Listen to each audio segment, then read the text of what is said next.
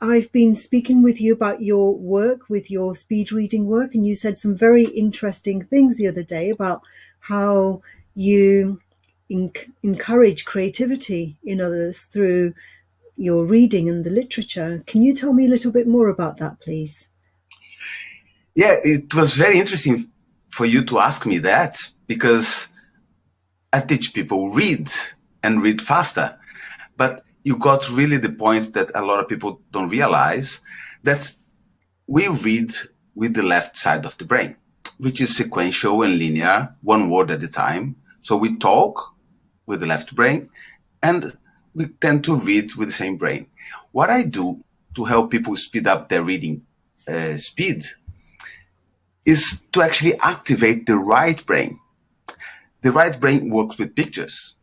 So you end up understanding 2, 3, 4, 5 words as you see them as pictures. So usually people read at the same speed they talk, because they need to read internally one word at a time. Once you activate the right brain, you start silencing the voice, and then you start getting more content. This way you get more focused. And because your right brain is activated, you start imagining what they're describing in the book with more detail, and then you can remember more. So it's a very holistic way to see that we can actually do something in a much better way. But most people don't realize that, because there's no one to tell them that there's a possibility there to expand. And it's actually easy, but you need to know how to do it. Does it make sense?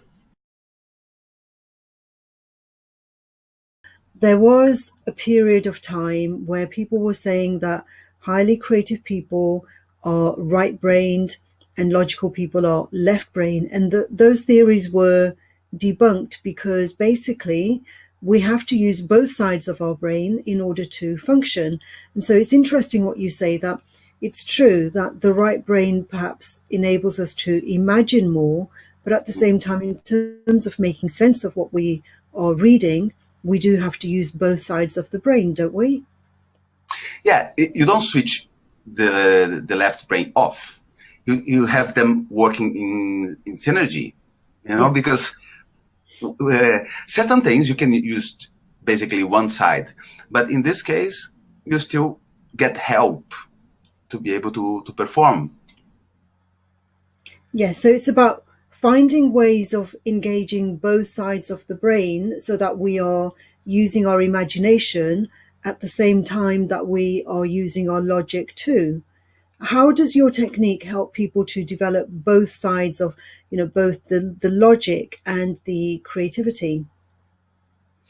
So I teach people to read fast. That's one side of it. What I really do is I ignite people's passion for reading books.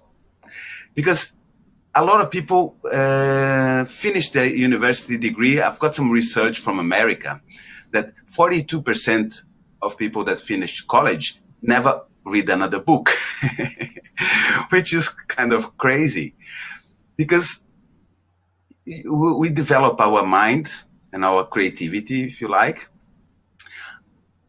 through conversations, people we meet, and also books we read.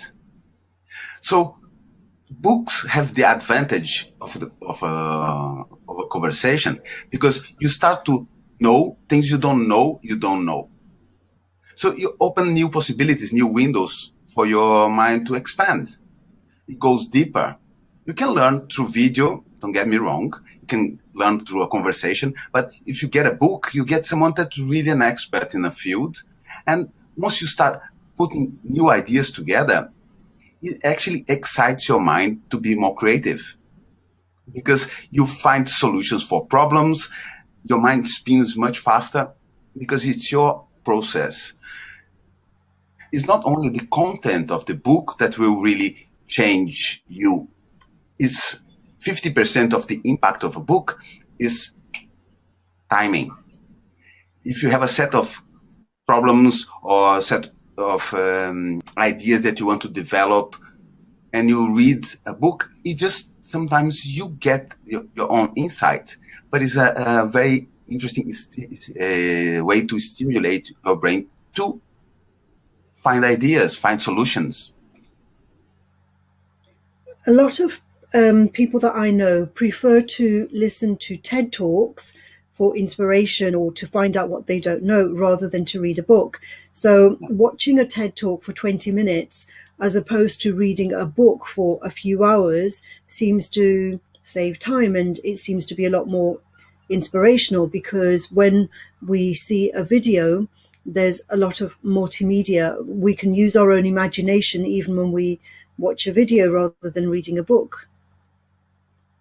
Okay, you can read, let's say, a book summary instead of reading the actual book. If the book summary is really interesting and you say, wow, I didn't know all these things and I feel like I want to know more.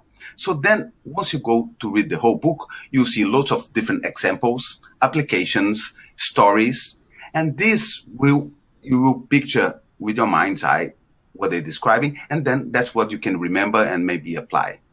So you can be very superficial on a book summary, because maybe 3 pages, you can get the whole idea of a 250-page book.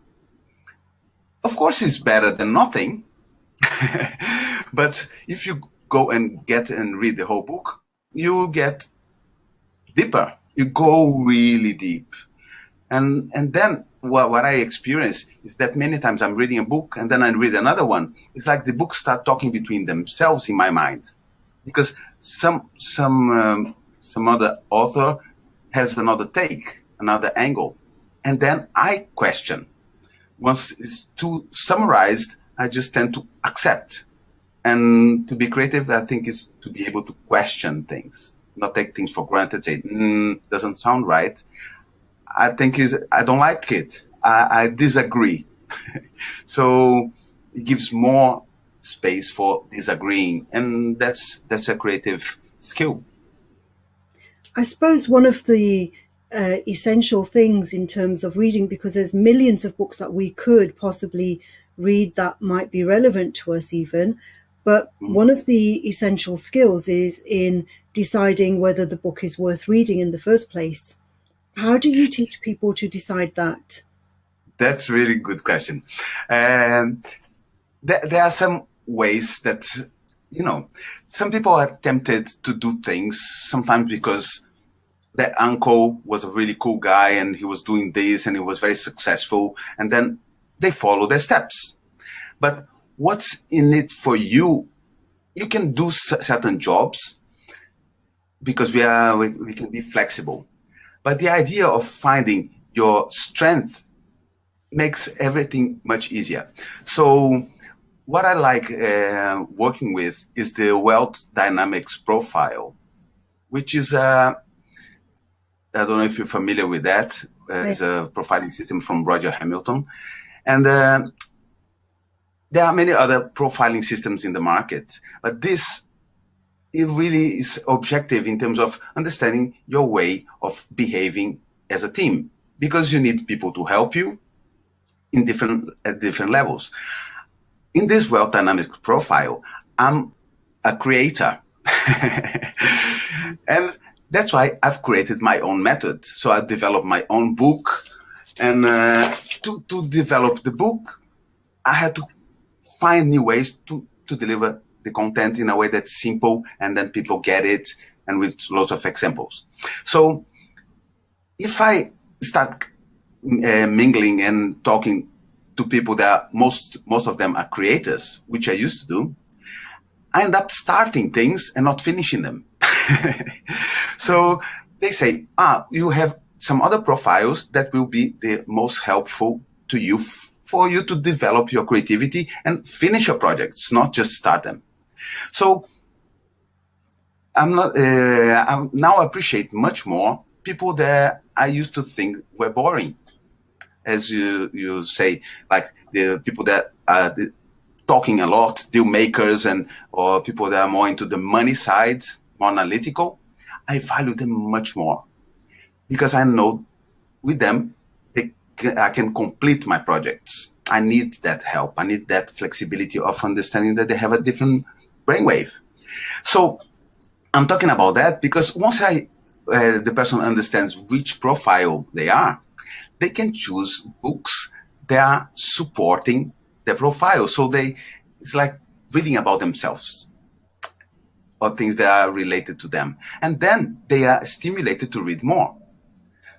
It's not just reading faster will not make the miracle, but if you learn how to choose the right books, then you say, I love this. And then you read another book from the same author or another one that would be suggested. And then you get into more of what you do, get deeper. And then you end up reading more, and then you end up reading faster, maybe having more ideas too. A lot of people can get very addicted to reading, can't they? You know, it can be very addictive. I know that when I was a teenager, I used to be called a bookworm because I always had my head in a book. So where's the balance? How do we find the balance of like not getting addicted to it and making it like a means to an end rather than an end in itself? Most people have addiction to TV. So I don't have a television myself because if I do have, I end up watching it and I don't think it's the best use of my time. So maybe if I want to watch something that's really cool and my friend told me, I go and I pay him a visit and I watch at his house.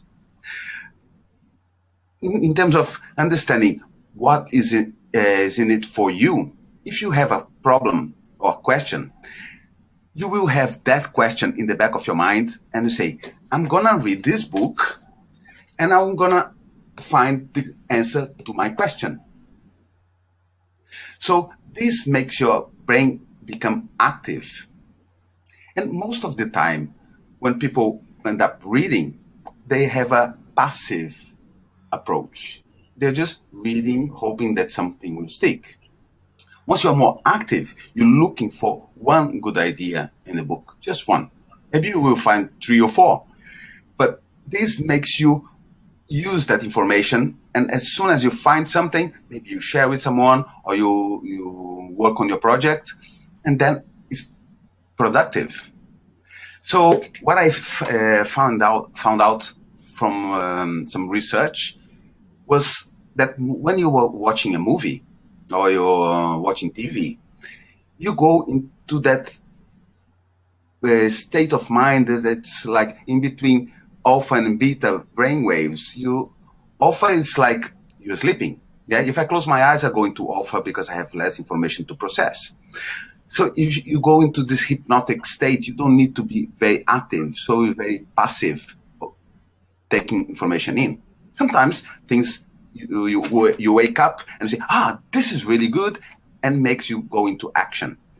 But a lot of the time, it makes you brain very passive because you're taking information in very complete with sound, surround sound, and a big screen. You're there receiving. So I see that reading makes your brain more active. And this, I think, is a very healthy way to start becoming more productive and even more creative. Mm-hmm. Okay. So, yes, it's true that we do need stimulation sometimes to be inspired, but there is research that says that we actually need to be bored in order to be creative. We need low cortical arousal. We need a low level of stimulation in order to come up with our own ideas. Other people's ideas that we find in books can be an inhibiting factor.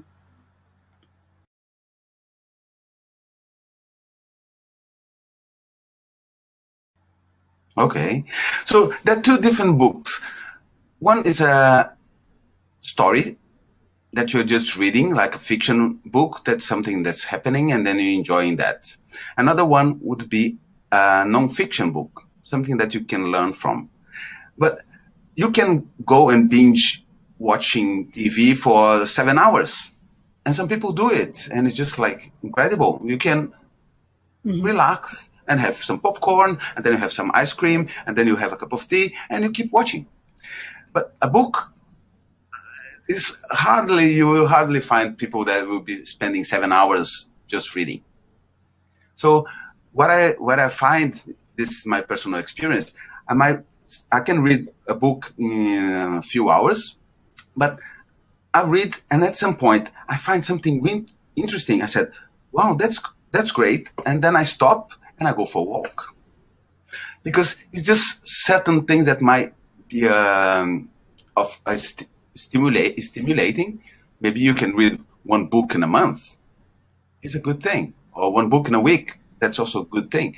But stimulation, we always getting it from different places. And if you don't select, you end up paying attention to things that have no value. What I actually promote is selective ignorance. Maybe it's in line with what you just said. You decide that certain things you don't want to know. I'm Brazilian, and when I say I'm Brazilian, people say, Romario, and talks about football. I tell you, a few names, I know Pelé, and I know a few others that people talk about, but I don't watch games. I'm not interested. So I have more headspace for nothing, so I can get more my own work, or being productive, or doing whatever I decide. So deciding to cut down on information overload is just, I'm completely with you. I read very little of the news. If I read a newspaper, it's not because I'm a speed reader, I'm go very fast. I just start reading the headline and I don't finish it. If they say someone died, I don't finish because I don't want to know. So I know what I want to create headspace for my own well-being. Otherwise, as you said, it is an overload, and most people just digest whatever comes towards them. They read, it's a free newspaper in the tube, and you just read it. Why? Use your time maybe to read something that's more relevant to you, or listen to a podcast. I love podcasts myself. And there are other ways, or you listen to a book. It's also great. Excellent. Well, thank you very much, Alex. That's very, very interesting, very stimulating. And we will talk more again. Yeah, it was a pleasure. Thank you very much. Thank you.